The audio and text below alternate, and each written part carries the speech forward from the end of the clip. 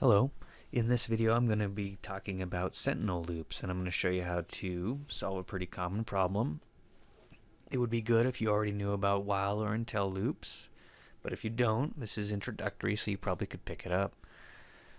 However, you're not going to understand the concept of why this is different than a typical loop problem. So here's our problem. I want to display success to a message box when the user enters the secret password. Otherwise, I want to force the user to keep attempting a right? So I'm going to prompt the user, hey, what's the magic word? And the user either knows that or they don't. So I'm going to use a looping structure to solve this problem because I don't know how many times I want it to run, and that's why this is interesting. In my previous examples, we did something like print out the first 50 numbers, add up the first 20 numbers. We knew right up front how many times we wanted to run that piece of code, but here we don't. Right? If the person knows the password, it's probably going to run once. If they don't know it, it could run 1,000,000 times, right? Or it could run 10 times or 50 times. And if you don't know the password, you're probably just going to back out of the program. So here's my form, and we're going to work with this form. It's just going to have a button on it, and I'm going to work through input boxes and message boxes, which I think makes sense here. Alright, so I don't care about the load event. Well, I could, but I don't. So all I want to have happen is when the user clicks the button, I want them to be prompted, and it's going to say, what is the password? And we'll talk about how we can do a loop.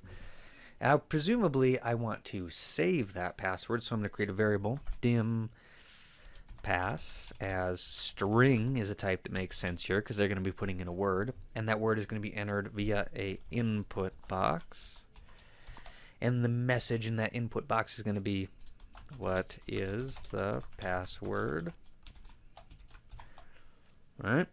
This looks okay to me, so I don't talk a lot about these. Basically, I've created a variable type string called pass, and I've set it to whatever the user enters in the input box. So now what I have to do is I have to compare that against a list of passwords. In this case, there's only one password. And I'm going to use a loop to do this. So I'm going to start off with a do while loop, because you know I like them. All right, it's actually probably not the best way to do this, but it's going to be fine. So I want to keep asking the user for their password as long as their password is incorrect. So I would write that in logic terms as do while pass is not equal to, let's say the magic word is please. All right, so you need to understand that when you're doing comparisons like this, you're comparing ASCII values of the strings. So that's kind of a problem that it's all lowercase. The smart thing to do would be to take this password right here and go to lower. So that's a string function. Oh, that's interesting. It didn't. That was weird. I don't know why I wasn't smart enough to figure that out. But anyways, so I'm going to say whatever the user enters, I'm going to convert it to lowercase. That takes care of the idea of, right, because if you didn't, and they presumably started with a capital P, they'd be unequal, and you could just pretty much never win. So this is a smart solution. So I'm going to say keep doing this as long as the password is not equal to the correct one. And so oftentimes, well, always, you need to be thinking about your counters and your conditions and your loops. There's no counter. There's no I++ here. I'm not adding anything. I don't know how many times I want this to run. Presumably, it could run forever. So if I do this, this isn't quite what I want. I'm trying to think if I should just let this thing crash. Really what I want to do is, so I ask the user for their password, and it's going to evaluate that. And so if they do anything other than please, then we're going to go into this loop. And inside of this loop, basically, I kind of want to write the same line. I've already declared this variable called pass. So pass equals basically this again. Repetitive, which is kind of ugly, but that is what I want to happen. So I'm going to ask them once before the loop, then I'm going to evaluate it. If it's incorrect, I'm going to ask them again. Notice there's no increment, there's no anything more than that.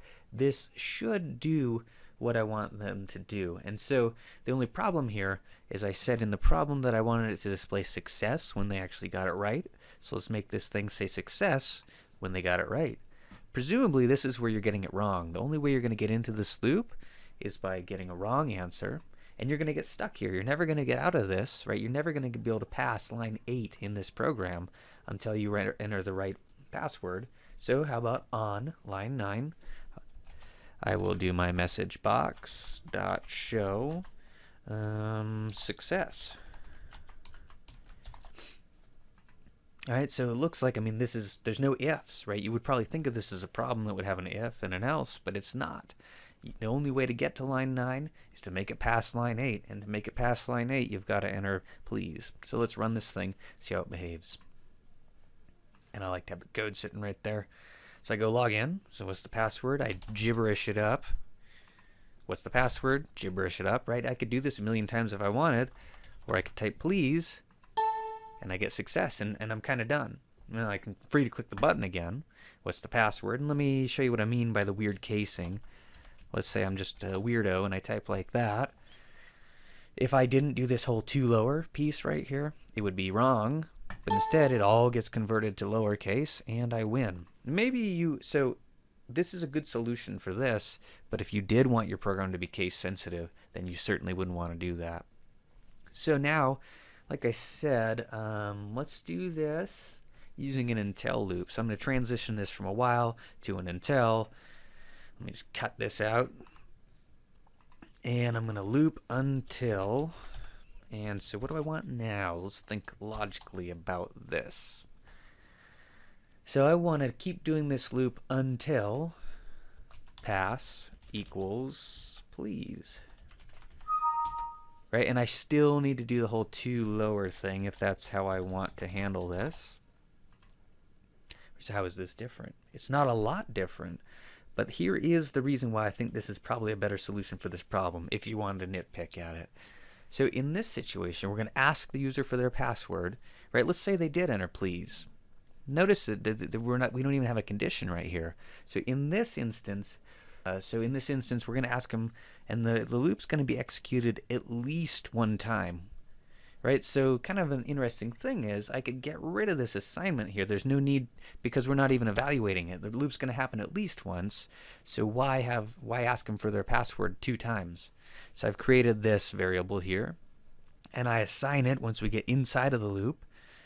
And as long as they keep putting in incorrect passwords, we're going to keep going back through here and prompting them. And so I think this is possibly a more elegant solution because we only have 1 assignment statement as opposed to 2. Of course, there's a million other ways we could have implemented this, but let's see if it works. I go to log in. Let's go please, and I win. Let's make sure it doesn't work sometimes, and it's just going to loop me back through. Oh good, I'm stuck. That's a nice little touch. So notice that was 2 different ways to solve the same problem. That should be a common theme in programming. There's not just one right answer. There's oftentimes optimal solutions, and there's solutions with less lines of code, but neither one of these was right or wrong. So this illustrates the idea that an until loop has to run at least once, where a while might not run at all. In my next video, I'll start exploring the concept of for loops, and while they achieve the same things as a while loop does, they are a little bit less code and a little bit more foolproof once you can get past the syntax. So I'll see you in my next video. Thanks for watching.